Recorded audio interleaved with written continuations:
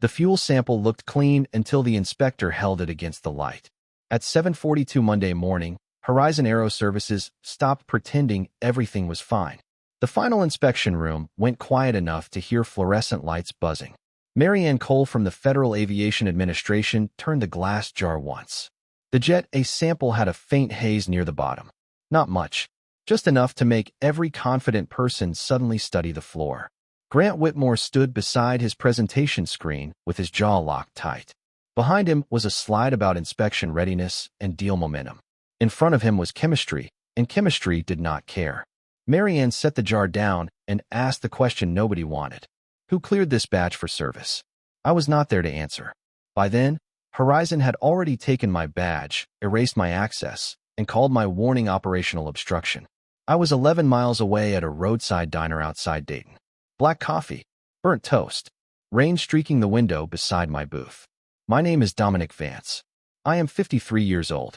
For 24 years, I worked aviation fuel quality like trust depended on it. Because in aviation, it does. I was not a pilot. I was not an executive. I was the man who checked what went into the tanks before anyone talked about growth. Density readings, conductivity checks, sump samples, filter pressure logs, batch certificates, seal numbers, chain of custody, boring words, until one of them saves a company from signing a lie. On the table in front of me were 2 letters. The first was mine, sent 4 days earlier. Formal fuel quality warning. Batch CR17 should remain quarantined pending independent lab verification. The second was Grant's termination notice. It said my refusal to clear the batch created inspection friction. I remember reading those words like a weather report from another planet. Inspection friction. That was what he called a fuel warning before a $300 million aviation services deal. Maybe you have worked for someone like Grant. Someone who calls caution negative. Someone who treats safety like paperwork until a regulator asks for receipts. If you have, stay with me. Because I did not sabotage Horizon. I did not touch a tank after they fired me. I did not call the client with rumors. I simply wrote the warning correctly before they removed the person who understood it. At 7:48, my phone buzzed. It was Kevin Malloy from the lab. He did not send records. He knew better. He sent one sentence. They opened CR17. I looked at the 2 letters beside my coffee. One warned them to stop. One punished me for stopping. And somewhere inside Horizon's inspection room, Grant Whitmore was about to learn that aviation does not grade confidence. It grades proof. I learned to trust samples before I learned to trust supervisors. Aviation fuel does not negotiate with titles or deadlines. It meets specification or it waits behind a quarantine tag.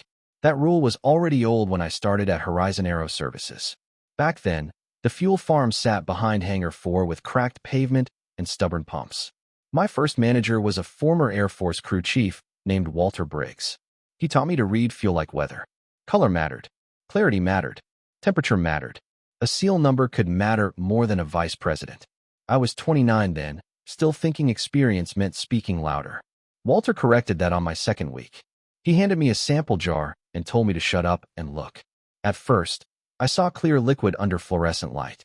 Then he tilted the jar against a white card. A faint cloud gathered near the bottom. Water. Not enough to impress a meeting room. Enough to fail the sample. That lesson stayed with me for 24 years. By the time Grant Whitmore arrived, I could spot trouble before the dashboard did. Horizon handled fuel service for regional carriers, private aviation groups, medical transport operators, and government logistics flights. Our job was simple to describe and unforgiving to perform. Receive fuel, test fuel, store fuel, filter fuel, release fuel only when records matched reality. Every batch came with certificates, delivery seals, density ranges, conductivity readings, and handling notes. Every truck draw had a chain of custody. Every tank sump sample told its own quiet story. I kept those stories in binders Grant called operational clutter. He preferred summary dashboards with green boxes and monthly readiness scores. I preferred numbers written beside actual samples by people wearing gloves. That difference mattered most during inspection week. Canyon Ridge Aviation Group was considering Horizon for a $300 million expansion. 6 airports, 10 years, fuel handling, storage oversight, and rapid response ground support.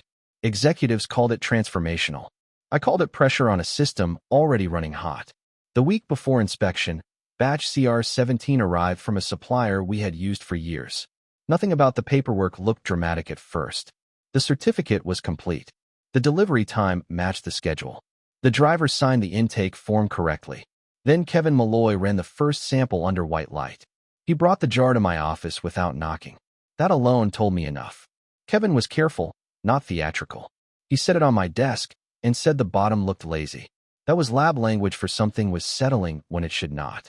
I held the jar against a white inspection card. The haze was faint, but it was there. I checked the conductivity reading next. It had drifted outside the pattern from prior deliveries. Then I checked the filter pressure log.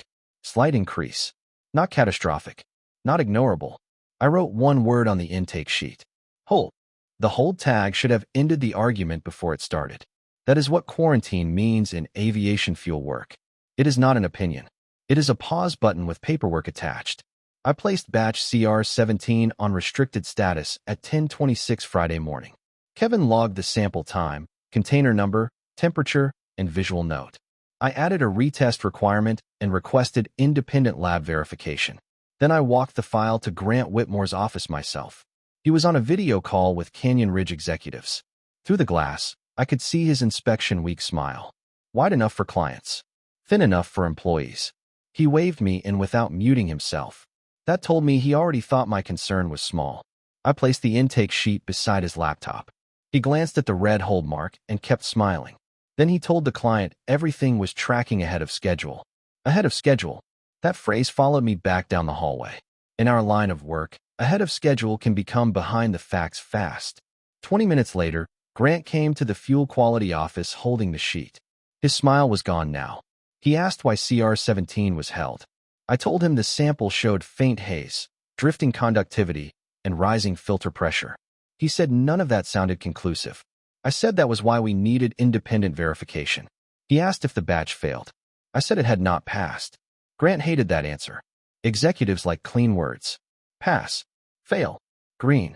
Red. They struggle with hold because hold forces judgment to wait. He stepped closer to my desk and lowered his voice. Dominic, this inspection cannot slip 48 hours over a cloudy jar. I looked at Kevin, then back at Grant. It is not a cloudy jar. It is a fuel quality question before a federal inspection. Grant tapped the paper with one finger. Canyon Ridge is flying in Monday. The Federal Aviation Administration will be here Monday. The board expects readiness. I said the board should expect correct fuel records. That was when his face changed. Not angry exactly. Calculating. He said I was letting old habits create unnecessary friction. I had heard that language before. It usually appeared right before someone dangerous discovered a thesaurus. I opened my email and wrote the first letter. Formal fuel quality warning. Batch CR17 should remain quarantined pending independent lab verification. I copied Grant, Quality, Legal, and Patricia Weller. I attached Kevin's sample notes, intake records, and pressure log. Then I hit send while Grant stood in my doorway. He stared at my screen like I had insulted him. I had not. I had documented him. The difference would matter sooner than he understood. Grant did not answer the warning that afternoon. He answered the way weak supervisors answer paperwork they cannot defeat. He scheduled a meeting with Human Resources. The invite arrived at 1:47 with no agenda attached. That was never a good sign. Kevin saw it pop up on my screen and went quiet. He had been rerunning the conductivity check with fresh gloves and a clean jar. The second reading was closer to range, but still wrong enough to respect. Aviation fuel testing is not a treasure hunt for the result you want. It is a discipline built around the result you get. I told Kevin to log everything exactly as observed. Temperature, time, container, visual condition, instrument reading. No adjectives, no panic, just facts. At 2:30, Grant walked into the lab with a visitor badge clipped to his jacket. 2 Canyon Ridge representatives were touring the fuel farm in 30 minutes. He wanted the hold tag removed from the inspection readiness board. Not the tank, not the records, just the board. That was how people like Grant started bending reality. First, they moved the warning out of sight. Then they called the room cleaner. I told him the tag stayed until independent verification. He smiled like I had embarrassed him in front of an invisible audience. Dominic, he said, we need to project control. I said control starts with not hiding uncertainty. His eyes moved to Kevin, then back to me. He asked whether I was comfortable being the reason the company looked unprepared. I told him I was comfortable being the reason nobody signed a clean record on a suspect batch. That sentence ended the conversation. Grant turned and left without touching the tag. For about 10 seconds, I thought he had chosen caution. Then Patricia Weller from legal called my desk. Her voice was careful. She asked whether my warning was based on documented testing or professional judgment. I said both, and the documents were already attached. She paused, then asked whether CR-17 had any delivery irregularities. That question made my hand stop moving. I pulled the bill of lading again and checked the seal number against Kevin's intake note. One digit was wrong. Not smudged. Not unclear. Wrong. The supplier certificate listed seal 8429. Kevin had logged seal 8479. That was not proof of contamination. It was proof the story had a missing page. I added a supplemental note before Grant could bury the first one. Unresolved seal discrepancy. Maintain hold. At that moment, the problem stopped being haze in a jar. It became a chain of custody issue before a federal inspection. Grant still thought he was fighting a cautious employee. He had no idea the fuel was only the first question. The Human Resources meeting started at 3:15 Thursday afternoon. They chose Conference Room 2, the one beside the executive lobby. Glass walls. White table. No windows that opened. Grant was already seated when I walked in. Beside him sat Elaine Parker from Human Resources with a folder closed in front of her. Closed folders in those meetings are never good news. Grant thanked me for joining, like I had been invited to lunch. Elaine said Horizon appreciated my years of service. Then she looked down and began reading from the page. My conduct had created unnecessary inspection friction. My communication style had damaged operational alignment. My refusal to support readiness objectives had reduced leadership confidence. I listened without moving my hands. Every sentence sounded expensive and empty. When she finished, Grant slid the second letter across the table. Termination effective immediately. Cause listed as operational obstruction during critical inspection preparation. I read it once slowly. Then I read it again for the timestamp. 3:19 Thursday afternoon. 4 days before the Federal Aviation Administration inspection. I asked one question because clean records like clean questions. Am I being terminated for refusing to clear batch CR-17? Elaine looked at Grant. Grant looked at the glass wall. Then he said the decision was based on broader performance concerns. That was the first lie in the room. My last performance review had been excellent. My audit findings had been clean. My fuel release accuracy had carried Horizon through 8 inspections. I asked if the quarantine recommendation had been reviewed by independent lab verification. Grant said that was no longer my responsibility.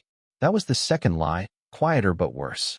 Safety does not stop being true when someone changes your badge status. Elaine pushed a receipt form toward me. I signed only to confirm I had received the letter. Beneath my signature, I wrote one sentence. Employee maintains batch CR-17 should remain quarantined pending independent verification.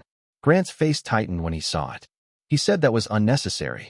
I said unnecessary would be clearing fuel without answers. Elaine asked for my badge and company phone. I handed them over without argument. Then Grant said something I will remember forever. We need people who understand the business reality. I stood up and looked at him across the white table. The business reality is sitting in that tank farm. I left before he could answer. Kevin was waiting near the lab door with red eyes and a clipboard. He did not say he was sorry. He knew I hated useless words. He just held up the chain of custody log. I nodded once. Keep writing everything, I said. When they walked me through the lobby, Canyon Ridge representatives were admiring a model jet in a glass case. Grant thought he had removed the problem before inspection week. He had actually signed the document proving why the warning mattered. For the next 48 hours, I became very careful about doing nothing. That sounds strange until you have worked around aviation records. The wrong move after termination can make a good warning look personal. I did not call Canyon Ridge. I did not contact the Federal Aviation Administration. I did not ask Kevin to send me documents. I did not touch a Horizon system. I went home, placed the 2 letters on my kitchen table, and built a timeline from memory while every detail was still fresh. Thursday, 3:15. Human Resources meeting. 3:19. Termination letter issued.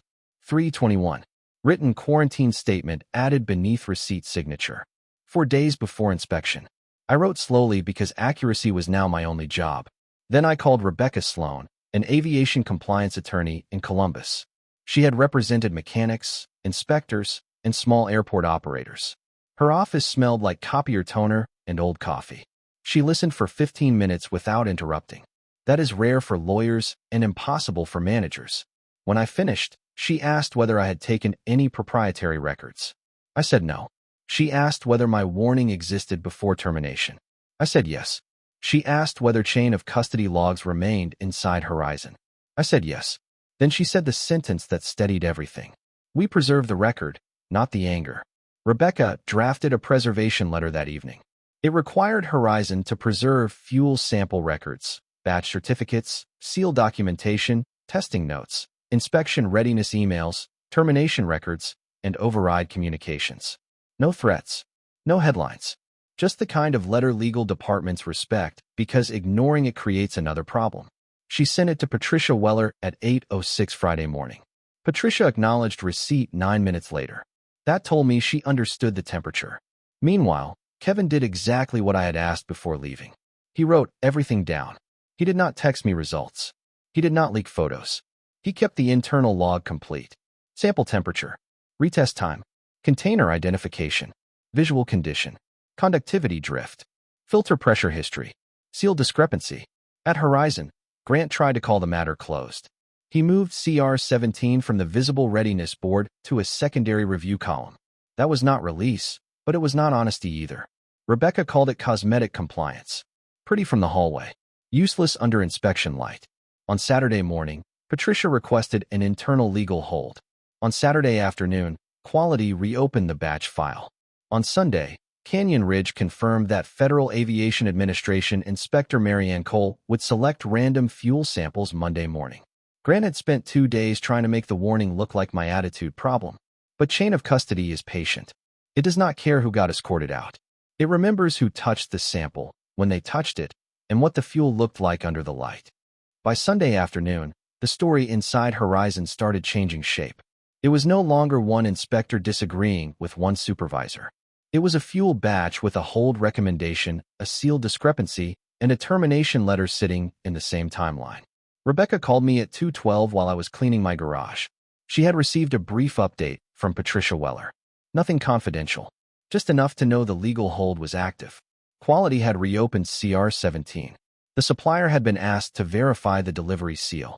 The independent lab had been placed on standby. That meant Patricia was doing what Grant should have done Friday. She was slowing the company down before the facts forced a harder stop. I felt no joy hearing that. Aviation fuel problems do not become satisfying because your name was right. They become heavier because every shortcut leaves fingerprints. At 4:30, Kevin called from his personal phone. I almost let it ring. Then I answered and said I could not receive records. He said he knew. His voice sounded tired enough to be honest. He told me only what he could say without crossing a line. The supplier had confirmed Seal 8429 left their depot. Horizon had received a truck logged as 8479. Somewhere between depot and intake, the story changed. That did not prove bad fuel. It proved the paperwork could not prove good fuel. In aviation, that distinction is everything. Kevin said Grant wanted the file summarized as visually acceptable after secondary review. Kevin refused to write that. He wrote unresolved discrepancy remains. Maintain hold pending independent verification. I told him that was the only sentence he needed. Then I hung up before either of us said too much. That night, I sat at my kitchen table with the 2 letters again. One letter warned them about fuel. One letter punished me for warning them. Now a third document existed inside Horizon, Kevin's note. It did not defend me. It defended the sample. Monday morning came cold and gray. At 7:26, Marianne Cole arrived for inspection with Canyon Ridge observers behind her. Grant walked them through the fuel farm like a man selling confidence by the square foot. New paint on the safety rails. Fresh labels on the cabinets. Polished floors in the sample room. It probably looked perfect until Marianne asked for random batch selection. Grant offered the inspection-ready list. Marianne asked for the restricted review column too. That was the moment the room changed. Because CR-17 was not hidden anymore. It was waiting there with my warning, Kevin's note, and a seal number nobody could explain. At 7:39, Marianne Cole requested the CR-17 file. Grant tried to keep his voice light. He said the batch was already under routine internal review. Marianne did not look impressed by routine. She asked for the sample jar, intake sheet, supplier certificate, retest log, and seal documentation. That is the thing about real inspections. They do not argue with your summary. They ask for the pieces underneath it. Kevin brought the file himself with both hands on the folder. Grant watched him like a man watching a door close. Marianne read the first page, then the second.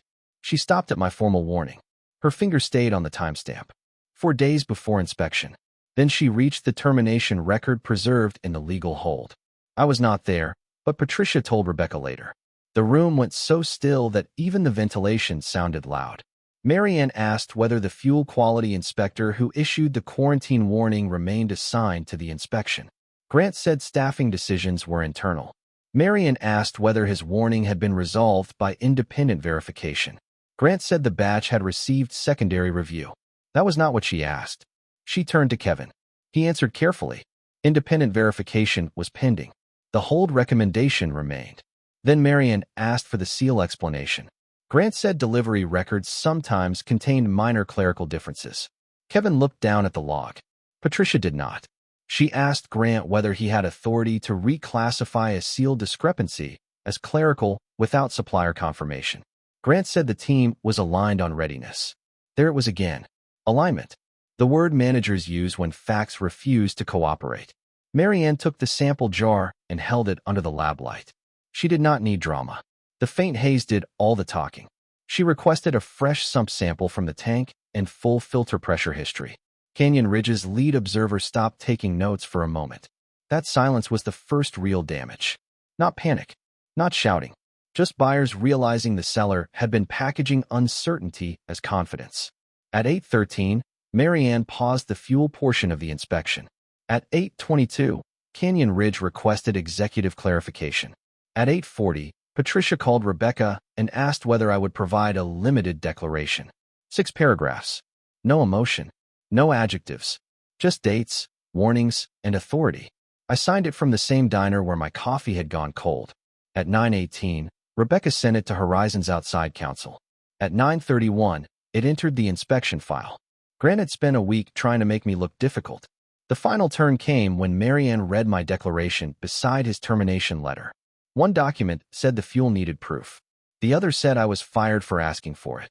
By 10:15, the inspection was no longer about one hazy sample. It was about whether Horizon could prove its safety process survived pressure. Marianne Cole requested the full inspection readiness packet, the chain of custody log, and Grant's communications. Patricia Weller gave her everything under legal hold. That decision probably saved Horizon from something worse. Grant tried one final version of the story. He called it a documentation disagreement during a high-pressure week. Marianne looked at the sample jar, then at the termination letter. She said documentation is how aviation proves safety was there. Nobody argued after that. Canyon Ridge suspended final approval before lunch. The $300 million expansion moved into enhanced review. Horizon did not lose it because fuel reached an aircraft. It failed because the records proved uncertainty had been managed like inconvenience. That distinction mattered to me. No aircraft was serviced from CR-17. No passenger ever depended on that batch. The system worked late, but it worked. 2 weeks later, the independent lab confirmed the batch required further investigation before release. The seal discrepancy traced back to a supplier transfer error. Not dramatic, not criminal. Still enough to justify every hold note Kevin and I had written. Grant was terminated for cause after the internal review. His own letter did most of the damage. Operational obstruction looked different beside a federal inspection pause. Kevin became quality control lead by spring. Patricia kept her position because she preserved records instead of protecting comfort. Horizon rewrote its inspection escalation policy and made quarantine override impossible without legal, quality, and independent lab sign-off. I never returned as an employee. Rebecca negotiated a clean separation correction and a consulting reference. 6 months later, I was reviewing fuel compliance programs for regional airports. Smaller offices, better coffee, fewer speeches about momentum. People sometimes ask whether I wanted Grant ruined. I did not. I wanted the fuel held until the facts caught up. Everything after that belonged to the choices he made. He chose speed over proof. He chose a client presentation over a chain of custody. He chose to punish the warning instead of reading it. That is not my revenge. That is aviation math. Pressure plus uncertainty equals stop. The last thing I heard about Grant came from an industry newsletter.